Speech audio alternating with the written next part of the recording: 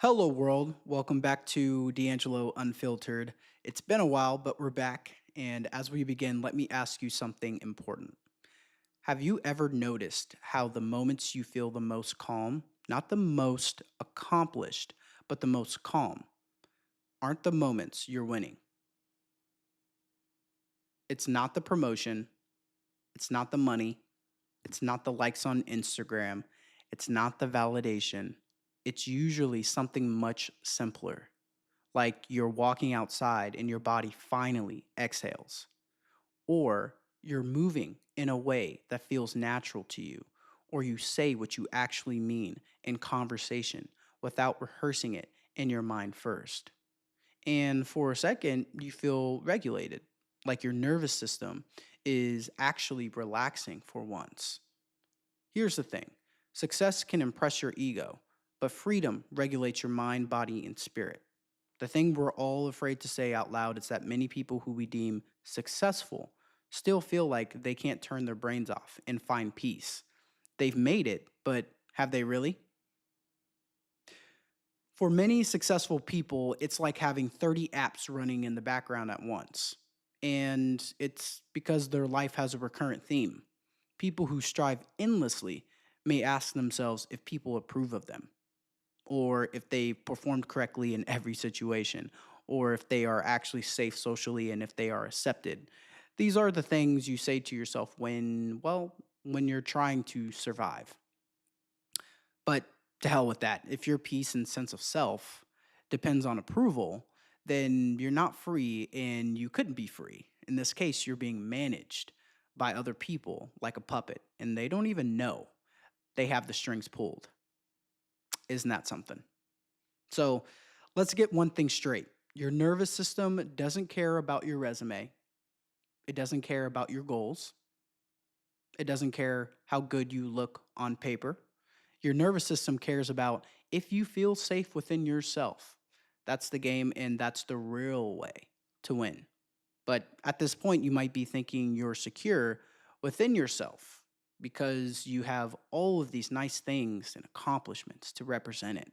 But in reality, modern life teaches you to chase safety through symbols: money, status, certainty, aesthetics, and control.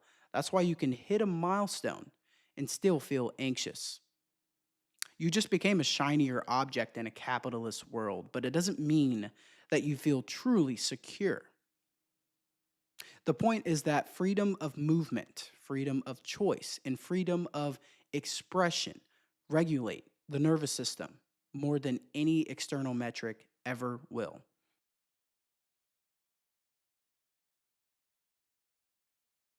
When you can move how you want, you'll open up to life. When you can choose what you want, you can breathe better. When you can express what you want, you feel like you actually exist. Although, when you lose those three things, you become more like a controlled animal. You become trained by society and others. Anxiety is often the body just reacting to a lack of freedom and clear direction. If the body wants to move one way, but we say, no, this way, after a while, the body will rebel. This is why controlling environments make people weird. We don't like to be controlled, obviously. That's why rigid cultures create fake personalities, because they don't allow proper integration of the shadow. That's why walking on eggshells makes your body tighten up, because your body knows you're lying, because your biology is noticing that you can't be fully yourself. So, just as it is important to say that stress breaks down the body and the nervous system, suppression does just as much damage. We often suppress parts of ourselves to fit in, but fitting in is super overrated and pointless. Fight with the wall, I don't care. Because fitting in is sold as a safety valve or even as socialization. But fitting in is also expensive because to fit in, you always have to put something under the bed. You always have to sand down your edges. You have to monitor your sense of humor, your opinions, your intensity, your curiosity, and ultimately your true presence. And the crazy part is that we act like that's maturity, but I wouldn't call that maturity, banishing parts of yourself. I think that's what coming into adulthood is really about, reintegrating the shadow parts of us that we've deemed as unacceptable for society to see. And if you'll notice, the most successful people typically have an unapologetic nature to them. You know, we project our shadows onto them and they become our idols or people we follow earnestly. They represent qualities we have but won't show. So, fitting in is a trade. You pay the price with pieces of yourself. And I get it. Social intelligence is real and it's everything in life. There's always a time to read the room, but there's also a moment where reading the room turns into you leaving yourself. And a lot of people live like that permanently. They never feel like home to themselves.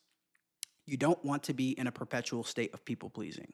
If you're always being appropriate, you're never being alive and you're probably not taking enough risk.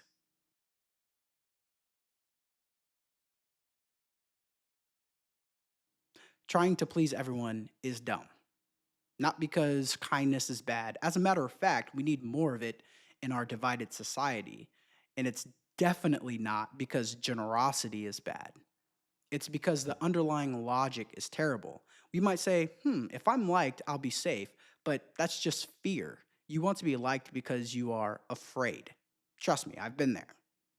When you ask yourself in real time if something landed, or if someone seems upset with what you said, even if it wasn't a bad thing you said, when you shift and change according to the emotions and feelings of others, when you ask yourself if you're being too much or not saying enough. This is hypervigilance, a form of anxiety that many people deal with but don't want to talk about. This causes a sort of calm on the outside, but exhaustion on the inside. This is simply constant bracing in anticipation of rejection. But it's important to let yourself know that if you're afraid of disappointing people, you're already disappointing yourself. If you're afraid to disappoint people, you're already disappointing yourself. So, the biggest flex in life is having unapologetic power.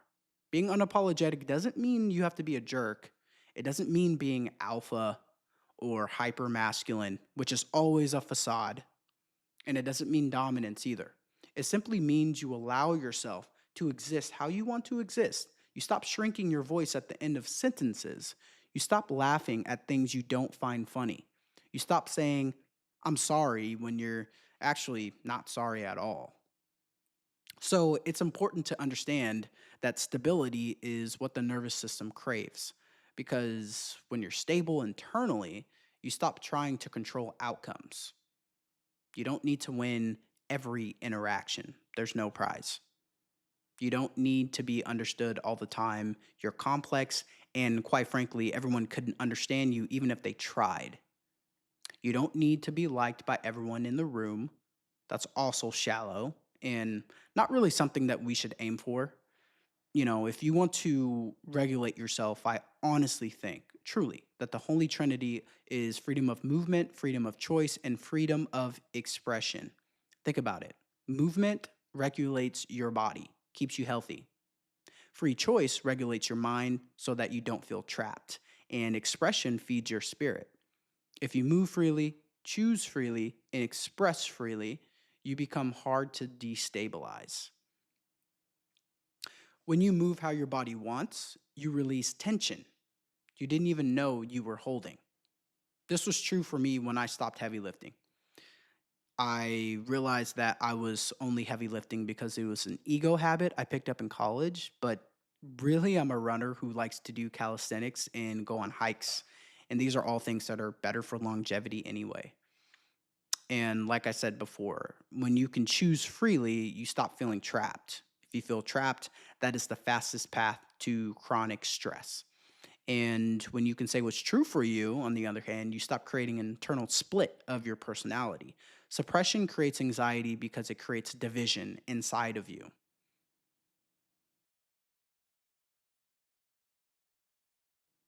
There are a few more things to notice here when it comes to suppression and expression, right? It is said that we often project our own unique qualities onto those we look up to because they might be expressing themselves how we would like to. And this is very real once you see it. You know, I mean, have you ever admired someone without knowing exactly why? Yes, you saw their talent and achievements. Of course, we all see those things, but as those things are really symbols for deeper rooted human qualities, it was something more you saw. Maybe their freeness. They'll feel like they're not asking for permission to be themselves. And when you watch them, something in you wakes up too. This is the source of inspiration. So, whenever you feel like you admire someone, ask yourself why. You might find it's because you recognize a version of yourself in them. You're seeing what you could be if you stopped inhibiting yourself. That's why charismatic people are magnetic because they are coherent and expressive. They're not perfect. Perfect is the enemy in almost every endeavor. This is why society is attracted to many different expressions of true confidence. I mean, you've got Prince and Michael Jackson, you've got Leonardo DiCaprio, Taylor Swift, Stephen A. Smith. All of them are titans, but they are all uniquely confident in their own way. Now, these are celebrities, right? But we see the same things in everyday life with people in our vicinity. When you meet someone who's completely themselves, your nervous system gets confronted. You immediately think about how dangerous it is, the way that they act, and you might find it proper to stay small. Or you might think of what's possible for yourself and yearn for expression. And take note of the person who downplays a free spirit by calling them arrogant, too much, cringe, or an intention seeker, because most of the time they wish they could be like that, or maybe they are like that, but haven't shown the world that side because they are too scared. Put a spotlight on someone else's cage and you'll catch flack every time.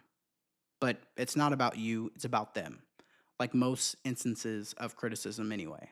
And the ones who love you when you're free, those are your people because your freedom gives them permission to be themselves. So, what do you actually do with all of this information? I'd probably come back to it when you have time. Really internalize this message if you can. But one mindset I've been focusing on is one that the underrated Seattle Seahawks organization focuses on, which is the next play mentality.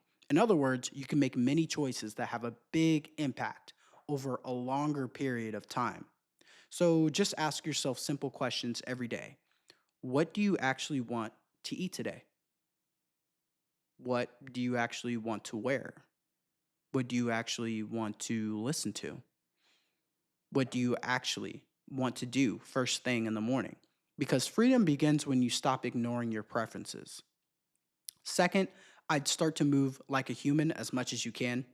You know, we aren't machines that only should focus on work. We need to walk, stretch, run, hang, and even crawl. Let your body remember it's allowed to move without a purpose because movement without performance is one of the fastest ways back to yourself. And not everything in life needs to be optimized, or else it'll always feel dead and dull, right? Next, focus on telling the truth about the things you like, even if they are quote unquote weird. And if you don't want to socialize, tell people that. If you don't agree, disagree. Life becomes easier when you don't lie. That's what setting you free in biblical terms is about. And finally, notice where you shrink yourself. You know, when do you get quiet? When do you become easygoing, low maintenance, or even invisible? So, yeah, I'm not saying success is meaningless. It's everything for those of us who care about legacy. But we have to be honest about its inability to actually keep us sane and fulfilled. Give yourself permission to move, give yourself permission to choose, and permission to express. Choose something today that makes you feel free and watch what happens. We're put on this earth to explore at the end of the day, which is what freedom is about. So keep that in mind from here on out, and I'll see you next time. Thank you.